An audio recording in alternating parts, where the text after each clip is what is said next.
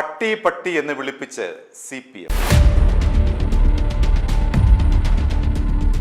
കഴിഞ്ഞ ദിവസം കോൺഗ്രസ് സംഘടിപ്പിച്ച ഒരു യോഗത്തിൽ അമ്പലപ്പുഴ MLA ജി സുധാകരൻ പറഞ്ഞ ഒരു കാര്യം, തന്നെ CPM നേതാക്കൾ CPIMലെ അന്തസ്സുള്ള സ്ത്രീകളെ കൊണ്ട് പട്ടി പട്ടി പട്ടി എന്ന് നിരന്തരമായി വിളിപ്പിക്കുകയാണ്. അങ്ങനെ അന്തസ്സും ആഭിജാത്യവുമുള്ള സ്ത്രീകളെ ഉപയോഗിച്ചുകൊണ്ട് ഇത്തരം തറഭാഷയിൽ തന്നെ അധിക്ഷേപിക്കുന്നവർക്കെതിരെ FIR രജിസ്റ്റർ ചെയ്തിട്ടുണ്ട്. അവർക്കൊക്കെ വരും ദിവസങ്ങളിൽ നിയമ നടപടി നേരിടേണ്ടി വരും എന്നാണ് അദ്ദേഹം പ്രസംഗത്തിൽ പറഞ്ഞത്. വിളിക്കുകയാണ് മുദ്രാവാക്യം. ഇത് ചിന്തിക്കാൻ കഴിയുമോ? സ്ത്രീകളുടെ വായിൽ നിന്ന് ഇങ്ങനെ വരുന്നത്. സ്ത്രീകളെ കൊണ്ട് ഇത് വിളിപ്പിക്കുകയാണ്, അവരുടെ അന്തസ്സ് കെടുത്തുകയാണ്. അതുകൊണ്ട് എന്താ എല്ലാവരുടെയും മേലെ FIR ആയതായിരുന്നു പോലീസ് സ്റ്റേഷൻ എന്ന് പറഞ്ഞു. എല്ലാവരും പോലീസ് സ്റ്റേഷൻ പോകേണ്ടി വരും, ജാമ്യം എടുക്കേണ്ടി വരും. പല കാര്യമുണ്ടോ? ഇതാണ് CPMൽ നല്ല സ്ത്രീകളെ കൊണ്ടുപോയി വഷളാക്കി അവരെ കേസിൽ പ്രതിയാക്കുന്ന നേതൃത്വമാണ്. അതാണ് പൊളിറ്റിക്കൽ ക്രിമിനലുകളുടെ നേതൃത്വം. ഓരോന്നായിട്ട് പറഞ്ഞാൽ തീരത്തില്ല, അവസാനിപ്പിക്കുകയാണ്. അതുകൊണ്ട് ആദ്യം നന്നാവും, സ്വയം നന്നാവും, ഉള്ള സ്ഥാനം നഷ്ടപ്പെടാതെ നോക്ക്, തിരിച്ചു വരാനും നോക്ക്. ഇവിടെ ഉദ്ഘാടകം പറഞ്ഞല്ലോ, ആശയപരമായി ഫൈറ്റ് ചെയ്ത് തിരിച്ചു പോവാ. അത് പറയുന്നതിന് വിരോധിക്കുന്നത് എന്തിനാ? 63 വർഷത്തെ CPM ബാന്ധവം ഉപേക്ഷിച്ചുകൊണ്ടാണ് ഇത്തവണ അമ്പലപ്പുഴയിൽ ജി സുധാകരൻ മത്സരിച്ച് വിജയിച്ചത് നമുക്കറിയാമല്ലോ. UDF പിന്തുണയോടുകൂടി അദ്ദേഹത്തിന് 27,935 എന്ന് പറയുന്ന റെക്കോർഡ് ഭൂരിപക്ഷമാണ് അമ്പലപ്പുഴയിൽ ഉണ്ടായത്. ഇതിനുള്ള സാഹചര്യം എന്താണ്? നമുക്കറിയാം, ആലപ്പുഴ ജില്ലയാണ് CPIMന്റെ വിഭാഗീയതയുടെ കേന്ദ്രം. VS അച്യുതാനന്ദനും പിണറായി വിജയനും തമ്മിൽ ഏറ്റുമുട്ടുന്ന കാലത്ത് തുടങ്ങിയ വിഭാഗീയത ഇപ്പോഴും അവിടെ ശക്തമാണ്. അതിൻ്റെ ഒരു രക്തസാക്ഷി മാത്രമാണ്, ജീവിച്ചിരിക്കുന്ന രക്തസാക്ഷി മാത്രമാണ് ജി സുധാകരൻ നമുക്ക് പറയേണ്ടി വരും. ജി സുധാകരന് ഇത്രമാത്രം പിന്തുണ എങ്ങനെ ലഭിക്കുന്നു എന്നുള്ളതാണ് പ്രധാനപ്പെട്ട ചോദ്യം. കാരണം അമ്പലപ്പുഴയുടെ ചരിത്രത്തിലെ ഏറ്റവും റെക്കോർഡ് ഭൂരിപക്ഷമാണല്ലോ 27,935 എന്നത്. അത് അദ്ദേഹത്തിന്റെ മുൻ സഖാക്കൾ, അതായത് CPIM സഖാക്കൾ കൊടുത്ത വോട്ടാണ്. ആ CPM ശക്തി കേന്ദ്രങ്ങളെല്ലാം വലിയ തോതിൽ CPIM തകർന്നടിഞ്ഞു. അദ്ദേഹത്തിന്റെ എതിരാളിയായിട്ടുള്ള CPM സ്ഥാനാർത്ഥി H സലാമിന് ദയനീയമായിട്ടുള്ള പരാജയമാണ് അവിടെ ഉണ്ടായത്. അവിടെ കോൺഗ്രസ് മാത്രം ജി സുധാകരനെ പിന്തുണച്ചു എങ്കിൽ അദ്ദേഹം ഒരു തരത്തിലും പച്ച തൊടില്ല എന്നുള്ളതാണ് യാഥാർത്ഥ്യം. അപ്പോ ഇത്രയധികം വോട്ട് സുധാകരന് എങ്ങനെ കിട്ടിയതാണ്? അവിടെയാണ് നമ്മൾ ആലപ്പുഴയുടെ CPIMന്റെ ചരിത്രം പഠിക്കേണ്ടത്. കാരണം ആലപ്പുഴ എന്ന് പറയുന്നത് പുന്നപ്ര വയലാർ രക്തസാക്ഷി മണ്ഡപം നിൽക്കുന്ന സ്ഥലമാണ്. പുന്നപ്ര വയലാർ സമരം നടന്ന സ്ഥലമാണ് ആലപ്പുഴ. അതുകൊണ്ട് കമ്മ്യൂണിസ്റ്റ് പാർട്ടിയുടെ ഒരു ഈറ്റില്ലമാണ് ആലപ്പുഴ എന്ന് പറയേണ്ടി വരും. കണ്ണൂര് പോലെ തന്നെ ഏറ്റവും ശക്തമായ CPIMന്റെ ഒരു ജില്ലയാണ് ആലപ്പുഴ. അവിടെ ജി സുധാകരന് എന്തുകൊണ്ടാണ് ഇത്രയും ഭൂരിപക്ഷം ലഭിക്കുന്നത്? ജി സുധാകരന് എന്തുകൊണ്ടാണ് ഇപ്പോഴും CPIM അണികൾക്കിടയിൽ വലിയ തോതിൽ രോഷമുണ്ടാകാത്തത് എന്ന് നമുക്ക് പരിശോധിക്കാം. CPMലാണ് അവിടെ വിഭാഗീയത ഉണ്ടായത്. VSും പിണറായിയും തമ്മിലുള്ള വിഭാഗീയതയുടെ കാലത്ത് VSനെ മാരാരിക്കുളത്ത് നിർത്തി തോൽപ്പിച്ചല്ലോ. മാരാരിക്കുളം ഏറ്റവും ഷുവർ സീറ്റായിരുന്നു CPMന്റെ. അവിടെയാണ് വിഭാഗീയതയുടെ ഭാഗമായി VSനെ തോൽപ്പിക്കുന്നത്.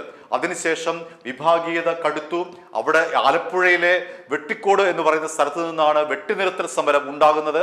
അങ്ങനെ CPMവുമായി ബന്ധപ്പെട്ട നിരവധി വിഭാഗീയതയുടെയും നിരവധി ചക്കളത്തി പോരാട്ടത്തിന്റെയും അതേസമയം ധീരമായിട്ടുള്ള ഓർമ്മകളുടെയും ഒക്കെ തന്നെ ഒരു കേന്ദ്രമാണ്, ഒരു സങ്കീർണമായ ജില്ലയാണ് ആലപ്പുഴ. ഇവിടെ ജി സുധാകരന് CPIMൽ നിന്ന് 2 തരത്തിലാണ് പിന്തുണ ലഭിക്കുന്നത്. അതിലെ ആദ്യത്തെ വിഭാഗം എന്ന് പറയുന്നത് പഴയ VS അനുകൂലികളാണ്. ആലപ്പുഴ ജില്ലയിൽ വലിയ തോതിൽ VSനെ അനുകൂലിക്കുന്ന ഒരു വിഭാഗമുണ്ട്. ആ വിഭാഗത്തെ പിണറായി വിജയൻ വിഭാഗം വെട്ടിയൊതുക്കിക്കൊണ്ടാണല്ലോ പിണറായി ഇത്രമാത്രം സംസ്ഥാനത്ത് മേൽക്കൈ നേടുന്നത്. അങ്ങനെ അന്ന് പിണറായി വിജയൻ വെട്ടിയൊതുക്കിയ VS അനുകൂലികൾ അവിടെ നിശബ്ദരായി കഴിയുന്നുണ്ട്. അതാണ് ജി സുധാകരന് ലഭിക്കുന്ന ഒരു പിന്തുണയുടെ സോഴ്സ്. രണ്ടാമതായി പറയാൻ കഴിയുന്നത് ഈ പറയുന്ന VS അനുകൂലികളെ കൂടാതെ പുതിയതായി CPM വിരുദ്ധമായിട്ടുള്ള ഒരു ചേരി ആലപ്പുഴയിൽ രൂപപ്പെട്ടു വരുന്നു.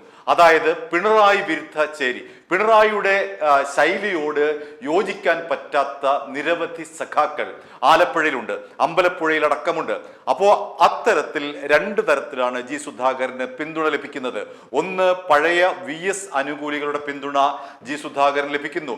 രണ്ട്, പുതിയതായി രൂപം കൊണ്ട പിണറായി വിരുദ്ധ ചേരിയുടെ, പിണറായി ശൈലി മാറ്റണം, പിണറായിയുടെ ഏകാധിപത്യമാണ് പാർട്ടിയുടെ തകർച്ചയ്ക്ക് കാരണമെന്ന് വിശ്വസിക്കുന്ന വലിയൊരു പങ്ക് സഖാക്കൾ ആലപ്പുഴയിലുണ്ട്, പ്രത്യേകിച്ച് അമ്പലപ്പുഴയിലുണ്ട്. അവരുടെ പിന്തുണയാണ് ജി സുധാകരന് ഇത്രമാത്രം കരുത്ത് നൽകുന്നത്.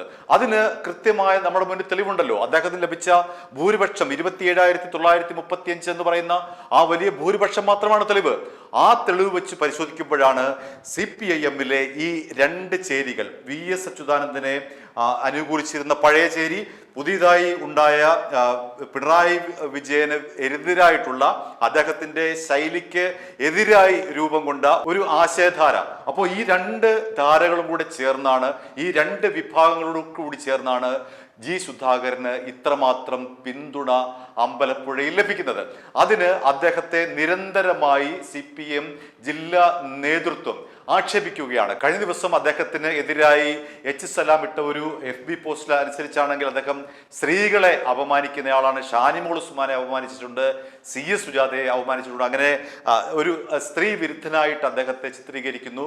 അദ്ദേഹം അഴിമതിക്കാരനാണ് എന്ന രീതിയിൽ അദ്ദേഹത്തെ ചിത്രീകരിക്കുന്നു. 2021 തെരഞ്ഞെടുപ്പ് ചുമതല അദ്ദേഹത്തിന് ഇല്ലായിരുന്നു എങ്കിൽ പോലും അദ്ദേഹം പണം പിരിച്ചു, 7 ലക്ഷം രൂപ പിരിച്ചെടുത്ത് സ്വന്തം കീശയിലാക്കി. അന്നെന്താണ് CPM നേതൃത്വം ജി സുധാകരനെതിരെ നടപടി എടുക്കേണ്ടതല്ലേ? നടപടി എടുക്കാതിരിക്കുന്നത് ഗുരുതരമായിട്ടുള്ള വീഴ്ചയല്ലേ? ഒരാൾ മുന്നിൽ നിന്ന് 7 ലക്ഷം രൂപ കക്കുമ്പോൾ, മോഷ്ടിക്കുമ്പോൾ അയാൾക്കെതിരെ കർശനമായ നടപടി എടുക്കേണ്ട ജില്ലാ നേതൃത്വം ഇപ്പോൾ പറഞ്ഞിട്ട് എന്ത് കാര്യം? അന്നല്ലേ നടപടി എടുക്കേണ്ടത്? അന്ന് ജി സുധാകരൻ എത്ര വലിയ നേതാവായാലും 7 ലക്ഷം രൂപയുടെ തിരിമറി കാണിച്ച് 2021 തിരിമറി കാണിച്ചു എന്ന് ഇപ്പോൾ ആരോപിക്കുന്ന CPM നേതൃത്വം അന്ന് എന്തുകൊണ്ട് നടപടിയെടുത്തില്ല? ഇപ്പോഴാണ് ഇതെല്ലാം ബോധം വരുന്നത്. അതാണ് ഇവിടുത്തെ പ്രശ്നം. 2021 അദ്ദേഹത്തിന് തെരഞ്ഞെടുപ്പ് ചുമതല ഇല്ലഞ്ഞിട്ടും അദ്ദേഹം തെരഞ്ഞെടുപ്പ് ഫണ്ട് പിരിച്ചു, അദ്ദേഹം സ്വന്തം കീശയിലാക്കി എന്ന് ഇപ്പോൾ പറയുന്നത് എന്തിനാണ്? ഇപ്പോൾ അദ്ദേഹത്തിനെതിരെ ഇത്തരം ആരോപണങ്ങൾ ഉയർത്തുന്നത് എന്തിനാണ്? അദ്ദേഹം സ്ത്രീവിരുദ്ധ പരാമർശം നടത്തുമ്പോൾ അദ്ദേഹത്തെ അപ്പോഴല്ലേ പുറത്താക്കേണ്ടത്? അദ്ദേഹം തെരഞ്ഞെടുപ്പ് ഫണ്ട് തട്ടിപ്പ് നടത്തുമ്പോൾ അപ്പോഴല്ലേ നടപടി എടുക്കേണ്ടത്? അപ്പോൾ എന്താണ് ഇവിടെ സംഭവിക്കുന്നത്? അങ്ങനെ ജി സുധാകരൻ ചെയ്യുന്നത് ശരിയാണെങ്കിൽ, അതായത് ഇപ്പോൾ ആലപ്പുഴയിലെ നേതൃത്വം അദ്ദേഹത്തിനെതിരെ ഉന്നയിക്കുന്ന ആരോപണങ്ങൾ ശരിയായിരുന്നുവെങ്കിൽ ആ ആരോപണങ്ങൾക്ക് മുന്നിൽ കണ്ണടയ്ക്കുകയായിരുന്നില്ലേ CPIM-ന്റെ ജില്ലാ നേതൃത്വം എന്നുള്ളതാണ് ഇവിടുത്തെ ധാർമ്മികമായ ചോദ്യം. അത് അന്ന് അദ്ദേഹത്തിനെതിരെ നടപടിയെടുക്കാതെ ഇപ്പോൾ വന്ന് വായിട്ടലച്ചിട്ട് എന്ത് കാര്യമാണ്? കാരണം ജി സുധാകരന് അവിടുത്തെ പാർട്ടി അണികൾക്കിടയിൽ ശക്തമായ സ്വാധീനം ഇപ്പോഴും നിലനിൽക്കുന്നുണ്ട്. നേരത്തെ പറഞ്ഞതുപോലെ രണ്ട് വിഭാഗമാണ് അദ്ദേഹത്തെ പിന്തുണയ്ക്കുന്നത്. നിശബ്ദരാക്കപ്പെട്ട VS അച്യുതാനന്ദൻ വിഭാഗം, പുതിയതായി രൂപം കൊണ്ട പിണറായി വിരുദ്ധ വികാരത്തിന്റെ ഭാഗമായിട്ടുണ്ടായ പുതിയ സഖാക്കൾ, അവരാണ് ജി സുധാകരന്റെ ശക്തി. അദ്ദേഹം അത് തിരിച്ചറിയുന്നു.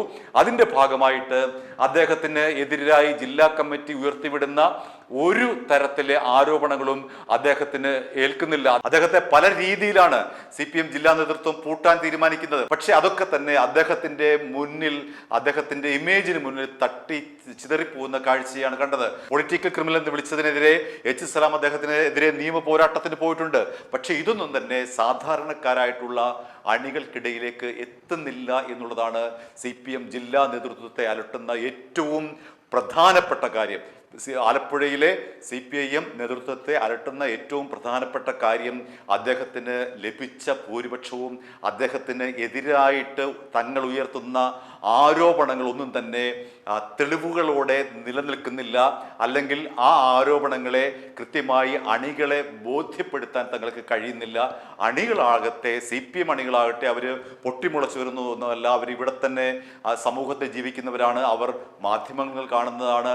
പഴയ പോലെ ദേശാഭിമാനി മാത്രം വായിക്കുന്നവരല്ല, പല മാധ്യമങ്ങൾ വായിക്കുന്നവരാണ്.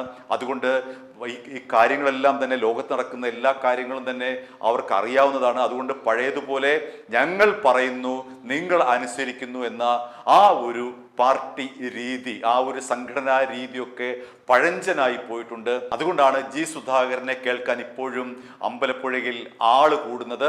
അദ്ദേഹത്തിന് പ്രാദേശികമായ പിന്തുണ ഉണ്ട് എന്നതിന്റെ തെളിവാണല്ലോ നിലവിൽ കായംകുളം ഏരിയ കമ്മിറ്റി അംഗമായിട്ടുള്ള അഡ്വക്കേറ്റ് എൻ ശിവദാസൻ അടക്കമുള്ളവരുമായി അദ്ദേഹം കൂടിക്കാഴ്ച നടത്തിയത്. അദ്ദേഹത്തിന് ഏറ്റവും താഴേക്കിടയിലുള്ള അംഗങ്ങളുമായിട്ട് നേരിട്ട് പരിചയമുള്ളയാളാണ്. ചുരുക്കി പറഞ്ഞാൽ CPM നേതൃത്വവും ജി സുധാകരനും തമ്മിലുള്ള പോര് കൂടുതൽ മൂർച്ഛിക്കും തോറും അവിടെ ജി സുധാകരന് മൗനമായ പിന്തുണ CPIM-ൽ നിന്ന് ലഭിക്കുന്നു എന്നുള്ളതാണ് നമുക്ക് കണ്ടറിയാൻ കഴിയുന്ന വാസ്തവം.